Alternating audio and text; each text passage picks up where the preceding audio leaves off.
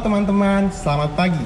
Berjumpa dengan saya Muhammad Haris Ariski di acara Info Banget. Teman-teman, perkembangan zaman disertai kemajuan teknologi yang begitu pesat seringkali menuntun kita, bahkan memaksa kita untuk berlari lebih cepat dalam penyesuaian diri. Membahas tentang era modern saat ini, rupanya banyak media baru bermunculan, misalnya seperti YouTube. Lalu, media konvensional perlahan mulai dilupakan. Ya, ini meliputi masyarakat umum sebagai pemirsa atau regulator kontrol dan pembuat kebijakan serta industri sebagai produsen tayangan. Lalu, generasi Z pun mulai perlahan meninggalkan radio. Betul, mereka lebih tertarik pada tayangan audio visual. Lalu, bagaimana caranya agar radio diminati oleh generasi Z? Padahal, mendengarkan radio asik kok. Di tengah perkembangan internet dan aplikasi digital yang pesat, radio masih memiliki tempat istimewa di hati para pendengarnya, termasuk oleh generasi milenial. Bagi mereka, radio tak hanya menjadi sumber informasi, tetapi juga media hiburan dan sarana komunikasi.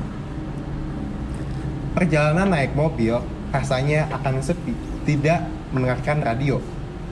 Dari radio, para pendengar bisa mendapatkan informasi lalu lintas terkini, berita peristiwa yang baru terjadi maupun yang sedang hangat.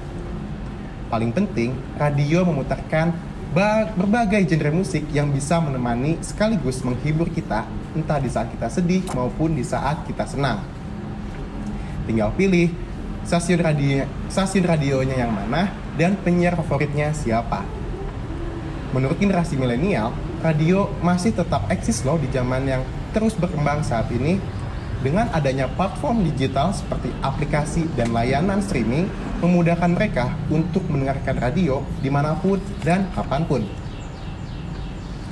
Berdasarkan hasil pembahasan dan analisis data yang diperoleh dari bdke.ejournal.id bahwa pada penelitian yang didapat dari kuesioner pada generasi Z dengan rentan usia 16 sampai 23 tahun mengenai efektivitas radio dalam penyampaian berita, maka dapat disimpulkan bahwa dengan kecanggihan media massa yang menggeser teknologi lama, 50% dari total 35 responden generasi Z menganggap bahwasannya radio masih efektif digunakan untuk mendapatkan berita walaupun tidak menjadi sebagai media massa utama yang dituju ketika membutuhkan informasi atau berita terkini lainnya. Walaupun demikian, 48,6% dari responden generasi Z menganggap bahwasannya radio lebih sering digunakan untuk mendengarkan hiburan seperti musik dibandingkan dengan program siaran berita lainnya. Generasi Z menganggap bahwasannya di era kini, radio sebagai media massa, pembawa berita sudah mulai digantikan dengan media massa lainnya, seperti media massa online. Dengan berbagai alasan seperti akses yang lebih mudah dan terdapat visualisasi berita, 77,2% responden. Nah, kesimpulan dari data di atas, generasi Z yang memiliki kecenderungan selalu aktif, kreatif, dan inovatif merupakan aset bagi pengembangan kualitas penyiaran di tanah air. Kemampuan yang dibekali kepiawaian memanfaatkan teknologi dan saluran media sosial diharapkan dapat membantu meningkatkan ekosistem penyiar khususnya di Jawa Barat.